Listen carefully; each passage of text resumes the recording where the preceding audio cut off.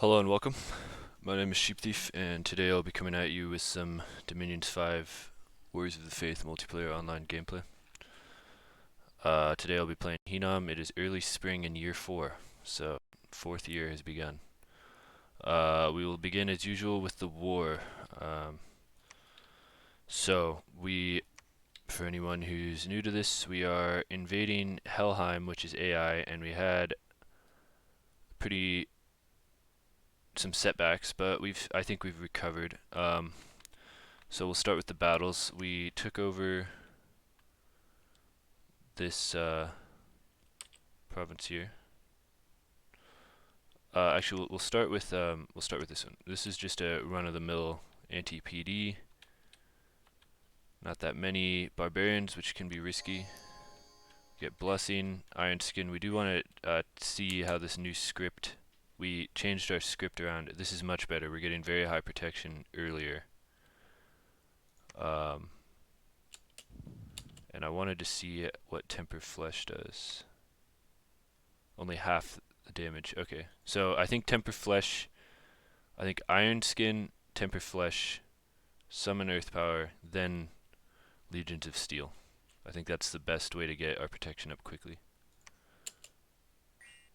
And then with the full thing, we're at 32. Which, let's see, these are barbarians with pretty heavy attacks, but it looks like they're not getting through. Doing a lot of damage too. It'd be even better with a firebrand or something. So yeah. That was a pretty big hit. Also, we have a lot of hit points. Is that a... Okay, yeah, that's a... Okay.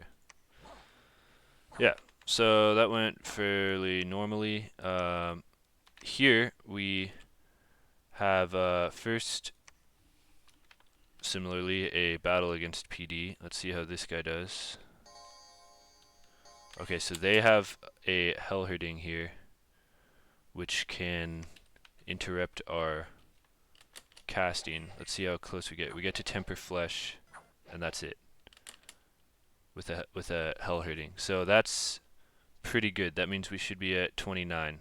It could be better, but yeah. Let's see if he... Okay, and then if he kills that, he finishes out. Or he gets to earth power. He doesn't close out with legions of steel, though.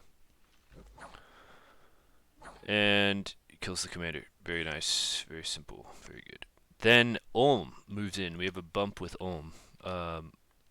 This is our first clash with him. This is what he's been spamming the whole game, these steel maidens. They have a short sword, good attack skill, good morale, very poor magic resistance, not great protection, and then they're just human units other than that. So they're kind of like dual wielding high attack sort of situation. Let's see how we do. We should get our full cast off. Yeah, it looks like he's okay, so he's buffing them. Legions of Steel. So now they have... Oh, yeah, okay, so they have 3 more protection to 14 protection. And then we should destroy these. I am curious if they're gonna, like, get attacks through. Let's see.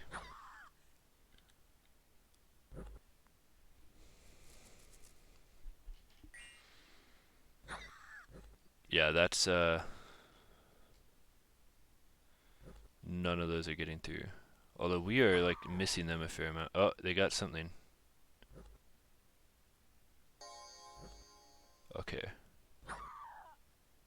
Seems like... Am I just used to it being fast? Are we, like, missing a lot of attacks? What's their defense? 13?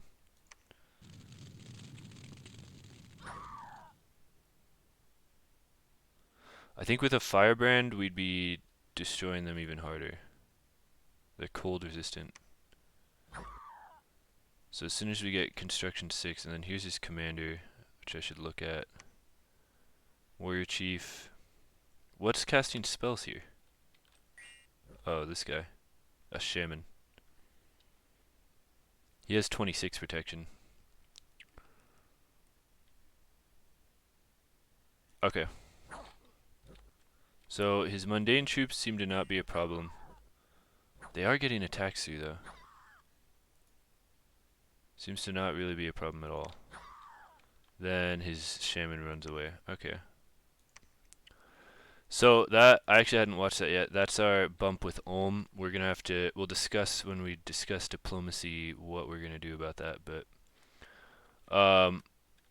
we broke this fortification and we're gonna storm the castle with this.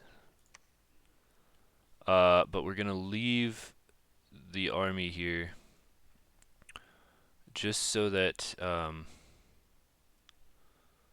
they are getting diseased, aren't they? This is the only diseased guy in here. Nobody's diseased here. Honestly, it's not the end of the world. We kind of want to transition out of mundane troops anyway, and these skeletons should be the ones cracking the forts for the most part. So I think it's worth it to just have, just in case he attacks us. It says there are 100 units here, but there also is a stack of sacred hell herdings, which I'm actually worried would be able to defeat this whole force. So we're going to keep them there. Last turn we moved our blood summon army along with a fair number of Rephaim down here. They're moving fairly quickly. They moved from here to here. They're going to get here. Hopefully they can move from Foluthras to Hall Woods in one turn. Or actually, hopefully they can move here, but I don't think they will be able to do that. But once we make this stack bigger, I think we can defeat this and then take Helheim. Yeah. We are recruiting another Melkart. We really want a Earth Melkart, so because we're down to just 2, and they're really strong against just like mundane troops. So,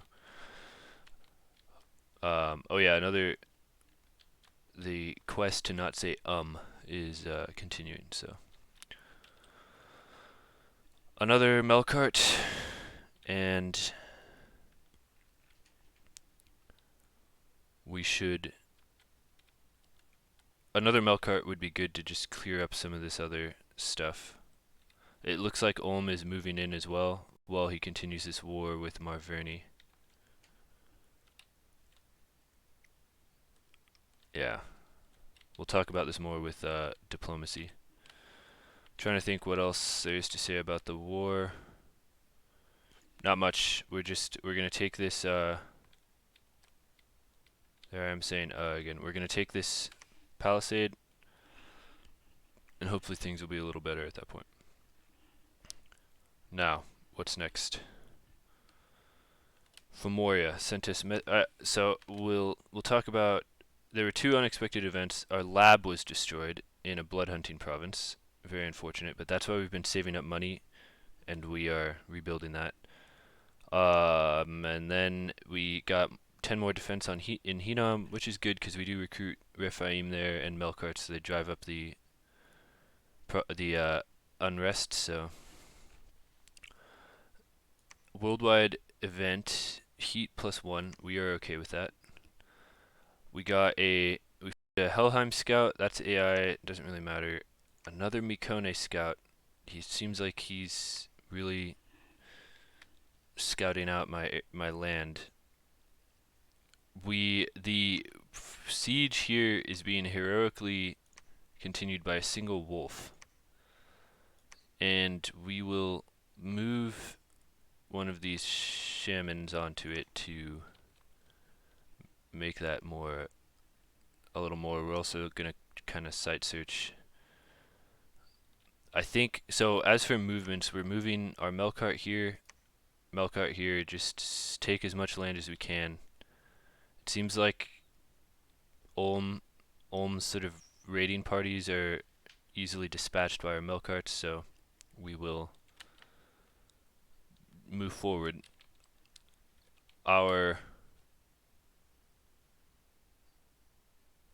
At some point we're going to move a Melkart back here to just get these little things. This is why having a 3rd Melkart that hadn't died right here would be very nice, but whatever. So the big news, or let's go, we'll talk about the blood economy in a second, but we have messages from Fomorian, which I'll read. Finally killed that monolith. We saw that last turn. I just needed a critical mass of great swords. Not much else going on right now. Ulm seems to be winning against Marverni. He has the cap under siege. Not sure. Helheim is still rampaging around. I might garp some provinces off of Neifel. He has some armies around the border that might attack. Not sure. The AI can be very unpredictable. Mikone is very weak right now, so I could probably just stomp him right now, but I also want to stop Ulm from getting all of Marverni. I might wait and prepare for a couple of turns and then see who I will fight next. Thinking it over border-wise, fighting Ulm right now would be somewhat awkward. Mikone and Marverni are blocking my access. What are your thoughts on the Ulm situation? So that's what he said. He is in the dominant position in this game, so we need to be careful with what he does. He is, as we've discussed before, between 1 and 3 thrones away from victory, and given how weak everyone except me is right now, and maybe Ulm, there are definitely 3 thrones that he could go for, and so we need to be... we're like an inch away from being ready to fight Fomorian himself, but we're not quite there. Our blood economy is not quite there. Our research is not quite there. I think we need 4 or 5 more turns. And I hope he does what he says and just waits. I also really want him to anger everyone and have them all turn on him. But this guy is pretty good with diplomacy. He's good at staying in contact with people, at least with me. And so I wonder if he's been doing the same with these other people. I sent a message to Marverni and Ulm to tell them to turn on him, but they didn't. We'll talk about this more in diplomacy, but that's the current diplomatic situation, I would say. So what's happening with the blood economy is we got 39 slaves. This province was not blood hunting because of the unrest. We have gathered together a lot of the imps and wolves that got scattered to the winds, and we now have this patrolling force, which is not enough, but it will do for now to start bringing down the unrest. The question is, how do we continue to get this going down? We have a lot more coming in next turn, and we're gathering up the rest of the imps, and the werewolves are summoning wolves. So we should be close, but I think we will. Each of these, we're missing out on 30 research for this. Let's blood hunt. We need blood slaves. The big blood hunting news is that we got our first vampire. What does that say? Revdinator? Revinator? Revdinator. The vampire. Vampire Lord is an immortal being of great magical power, able to curse others with vampires, and vampires are totally unable to enter underwater provinces. So the vampires themselves are able with the skill staff to make more vampires, so that's what we're going to do. We had like 80 something blood slaves. We're spending 77 of them to get another vampire, and the goal is to be able to continuously sustain that, a new vampire every turn. So we need more blood slaves. The question is, can we make do for now? This next vampire will come down to Ermor and start blood hunting here. And I think we will not make another Cohen farm. Although we could.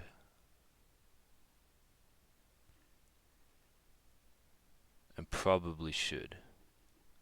But I'm worried about needing gold. So next turn we'll see if we get a pathetic amount of blood slaves. Maybe we'll make, well, let's just make another Cohen farm. You know what? Let's just do it. Cohen. Do we not have enough? Just not enough.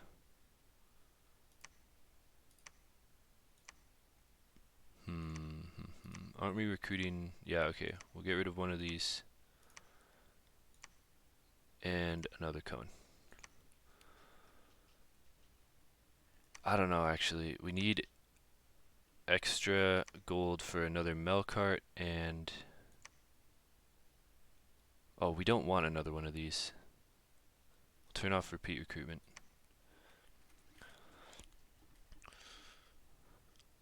So... I guess we're getting another Cohen farm. This province, despite being under 5,000, is continuing to produce the best slaves of any province, so we will leave them there until if it starts to consistently dip below between, probably if it dipped below 15 consistently, then I would probably move over here or here. Anyway, yeah, we'll get another Cohen farm set up in some province, and that should boost our blood slaves. I think we're probably averaging about between 15 and 20 slaves for each of these blood hunting provinces when their unrest is at 0. So as long as our patrol doesn't get messed up, then we're okay. However, we need, if we're getting 15 times 4 is 60, 20 times 4 is 80. That's right in between what we need for a new vampire every turn. And I would be willing to pay, each of these Cohens costs 100 gold a year, 300 gold a year. The thing is, we're down, it's crunch time now. We are running out of time. Things are getting dire. It's year 4. I think anything we can do to get this blood economy finally truly exploding needs to be done. So we're going to do that. Yeah. Yeah, and the main issue is just stabilizing this unrest here. We got attacked by Helheim. Not much we could have done. We needed to take care of this stack of sacreds. We'll see. This is going to be rough, but we'll see. Next. Research. Not much to say here that we didn't say in the last episode. We're making good progress. Got most of the way through construction 5 in one turn. We'll be done with that next turn and into construction 6, which is 1,400 research points. We're at 550 right now. That will make it... We're going to go about 250 into it, so we will have 1,200 left, or 1,150 left, which maybe we could do this in 3 turns, but I'm anticipating 4 turns. Yeah, nothing has really changed in our research plan. We're getting to construction 6. As soon as we get there, we're going to power spike really hard. Our blood economy is slowly ramping up, but construction 6 is a huge spike in strength for us. So between 3 and 4 turns, one reason, and we might definitely make it in 3 turns, because I might use my pretender to research and get this over with for sure in 3 turns. So we'll talk about that, I think, next. Pretender usage. So we're at 550 research. Our pretender gives us 74 research per turn. That would bring us up to 625. 625 would put us 400 into construction 6, which would leave 1,000. I guess the only thing is, do we need our pretender to be doing something right now? And also, are we going, let's calculate this for sure. Just calculator.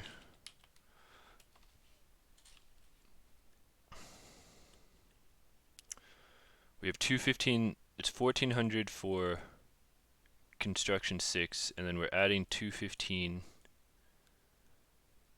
left in construction 5. So we have 1,615 to go.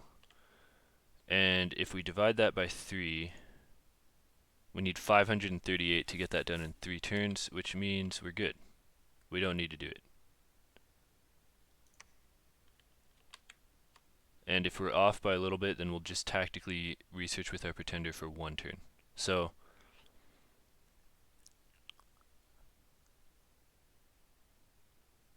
$5.38. Am I reading this right? $5.38, we are doing $5.52, so we should be fine.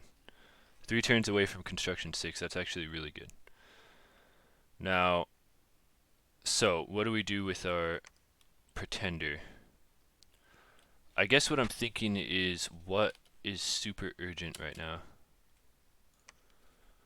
I don't think we need any of this. Our blood slaves, we just need more vampires.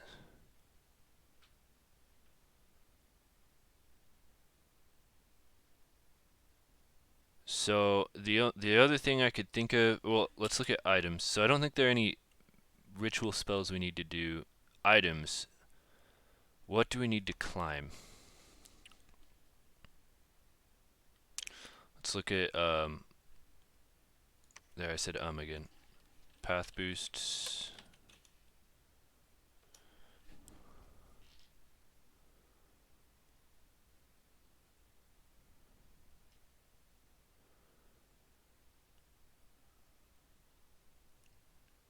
Can't do flame held. We could. One thing I was thinking is we could boost our air up to 5, and then we have both boosters. And the question is why? What do we need in air? Let's look at conjuration.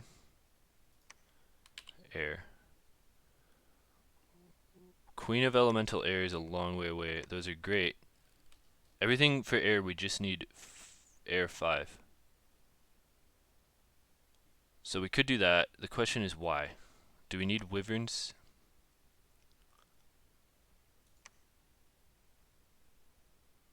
I know draconians are okay.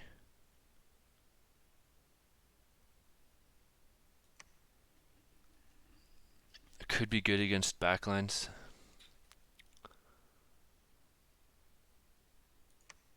Of course, there's Thunderstrike and Orb Lightning, which we could, but we don't really need to be super high in that. What's Shimmering Fields?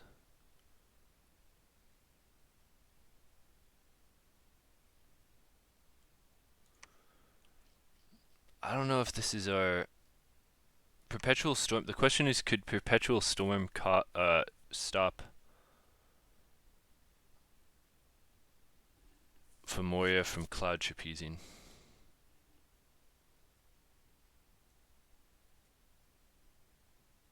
No. I don't really think we need to do this. So I don't think we need to boost him in air. What about water? Is there... Well, wait, let's check the other things. Alteration, mist form. I really don't think this is that important.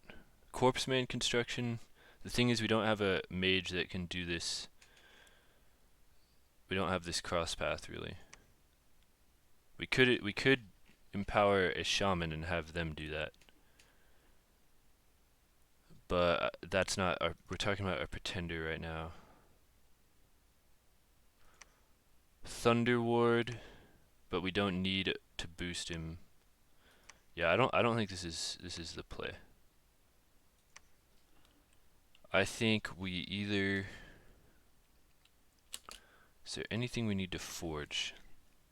We could just get another thing that we need.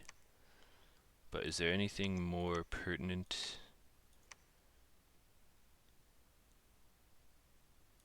Let's do...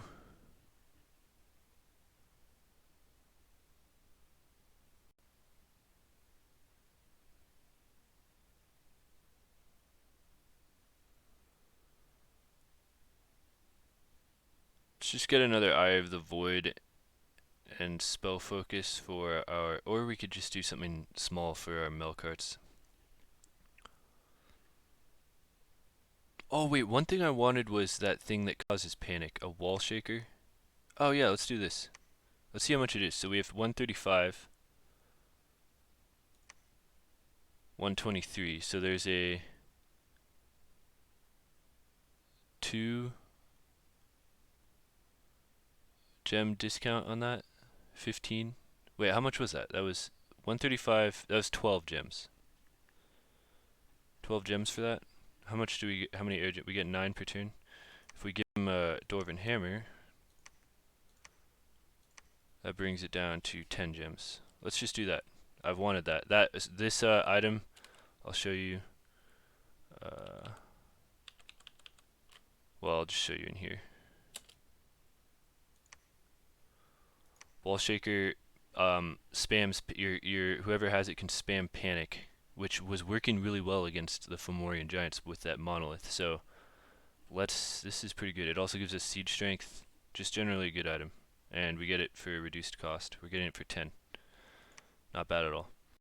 So that's what we'll do with him for now. Next, we will look at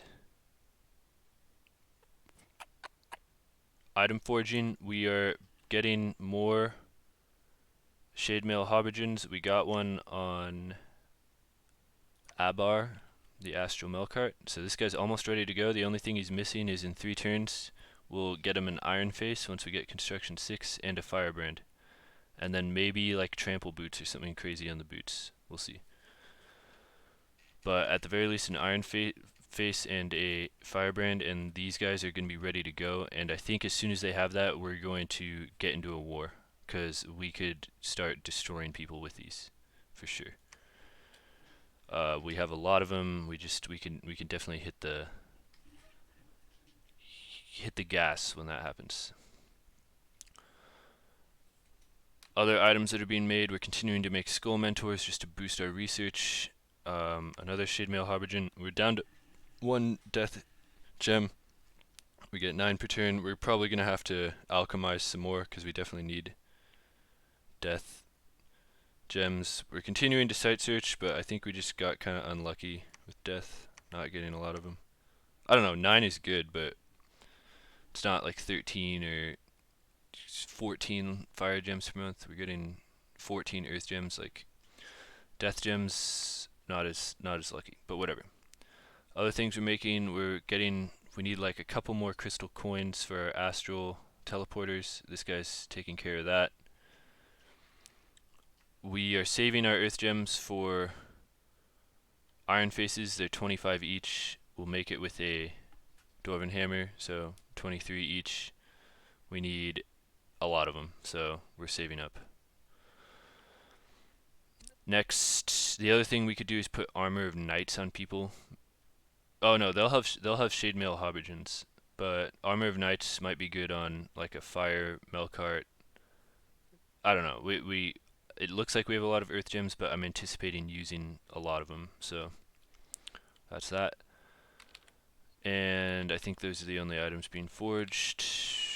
Next, diplomacy. So I think all that's left is sending our messages. We definitely need to send a message to Fomoria. And I kind of want to send a message to Ulm and Marverni saying, talk to me. So we'll do that. Let's send a message to Fomoria first. We'll say, nice, good job with the monolith. Ulm is definitely winning the war.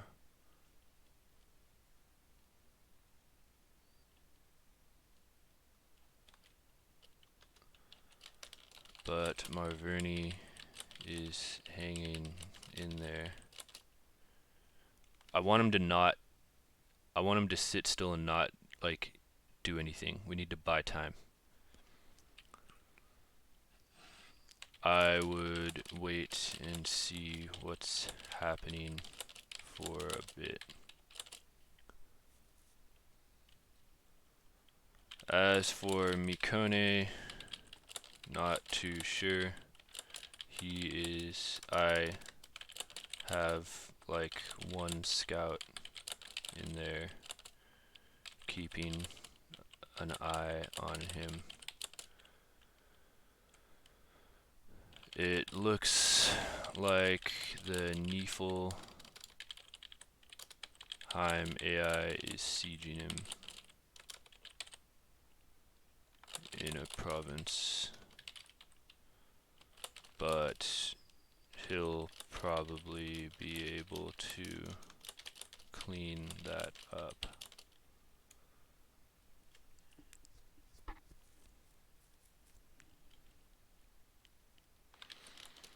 I bumped into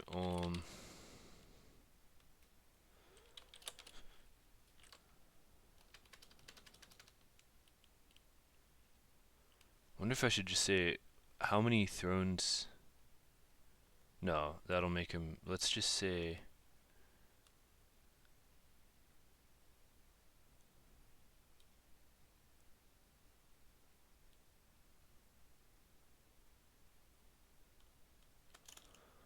IDK, I'm trying to figure out who to attack as well. Keep me posted. The Giants of Hinnom.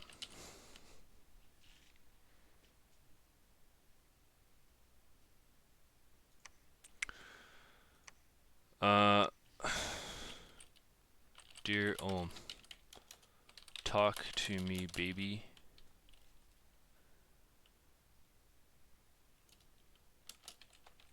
What's going on? No, wait, no, I just bumped with him. I can't be like that. Dear that bump in. Let's get the province right. It was here. Bara, 125. Dear as you can see, we bumped in Bara 125. This was not intentional, of course. I am taking Helheim's territory because the AI was being annoying and attacking me. I will take the capital, but I am up for negotiation on the other provinces. Talk to me. I'm a reasonable giant.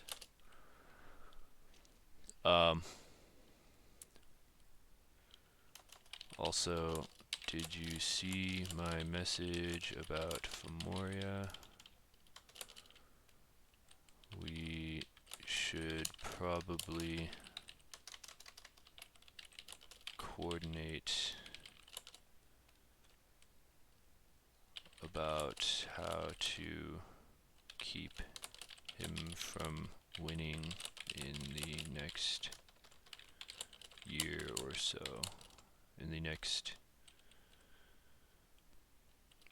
12 to, or I'll say like 8 to 12 turns.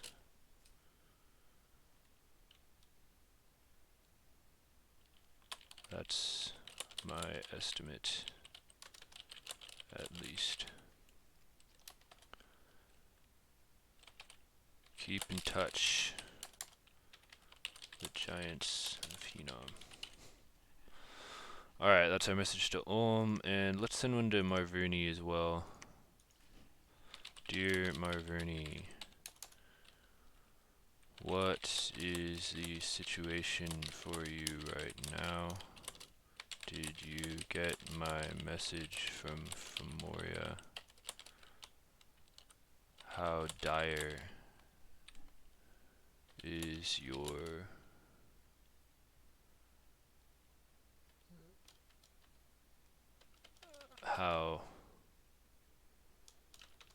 what is the rundown on the war with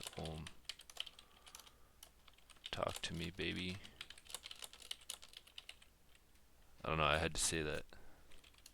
No, I won't say that. I may be able to help the Giants of Hinnom. Okay, I think that concludes our turn. We will end it here. I hope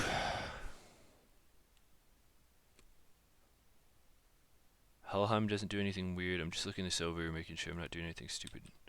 Oh yeah, so we've got this guy here. What was I gonna do with this guy? Let's just bring him down here. He could maybe continue to summon imps or something. Then we just have the scout here watching this. Actually, they should probably move off. This should probably move off. We could continue to explore Fomoria's holdings. And yeah, that pretty much concludes it. I guess... Oh yeah, did I get PD here? Yeah, I did that. Alright, let's end it. Thank you for watching, and I'll see you in the next episode, which I'm going to do right after this. So, take care.